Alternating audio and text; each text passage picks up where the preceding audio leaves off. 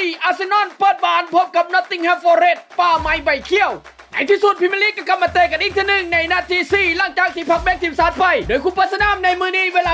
18:30 อาร์เซนอลเปิดบ้านพบกับนอตติงแฮมฟอเรสต์ทางด้านเจ้าบ้านอาร์เซนอลตอนนี้อยู่อันดับที่3ของตารางคะแนนแค่3นัดชนะ2เสีย1ยิงได้6ประตูและเสียเพียงแต่1ประตูเท่านั้นถือเป็นทีมที่กองล่างแข็งที่สุดส่วนทางด้านทีมฝั่งแค่ผู้มายามนอตติงแฮมฟอเรสต์ตอนนี้อยู่ที่อันดับที่10ของตารางคะแนนพรีเมียร์ลีกแข่งมาแล้ว3นัดคือการชนะ1เสมอ1และเสีย1นัดยิงได้4ประตูและเสีย5ประตูติดลบ1ลูกส่วนสถิติการแข่งขัน5ครั้งล่าสุดของทีมเจ้าบ้านอาร์เซนอลรวมทุกรายการชนะได้ทั้ง3ครั้งเสีย2ครั้งส่วนทางด้านสถิติของแขกผู้มายามการแข่งขัน5ครั้งล่าสุดรวมทุกรายการชนะ1ครั้งเสีย1ครั้งและเสมอ3ครั้งส่วนสถิติเฮดทูเฮดการเจอกัน5ครั้งล่าสุดของทั้ง2ทีมระหว่างอาร์เซนอลกับนอตติงแฮมฟอเรสต์เป็นทางเจ้าบ้านอาร์เซนอลที่ค่อนข้างจะเหนือกว่าเอาชนะไปได้ทั้ง3ครั้งส่วนนอตติงแฮมฟอเรสต์เอาชนะได้1ครั้งและเสมอกันอีก1ครั้งส่วนสถิติในบ้านของอาร์เซนอลก็ค่อนข้างจะดีเพราะว่าเอาชนะไปได้ทั้ง2ครั้งส่วนทางด้านความพร้อมจากฝั่งเจ้าบ้านอาร์เซนอลบุกโยซาก้ากองหน้าตกแต่งของพวกเขายังต้องพักรักษาตัวพร้อมกับวิลเลียมซาริบากองล่างกับแพงเหล็กของพวกเขาและก็ยังมีคายฮาเวิร์ดที่อยู่ในช่วงพักฟื้นส่วนทางด้านมาร์ตินโอเดการ์ดกัปตันทีมเบนไวท์และคริสเตียนนอกการทั้งหมดยังท้าความฟิตและความพร้อมอีกเทื่อหนึ่งส่วนทางด้านทีมฝั่งแขกผู้มายามนอตติงแฮมฟอเรสต์โอลาไอน่า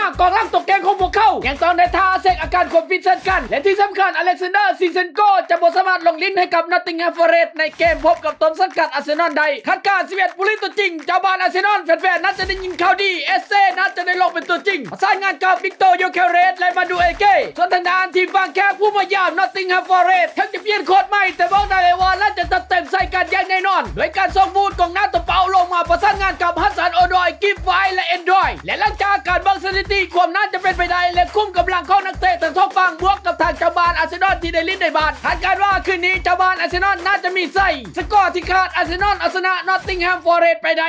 3-0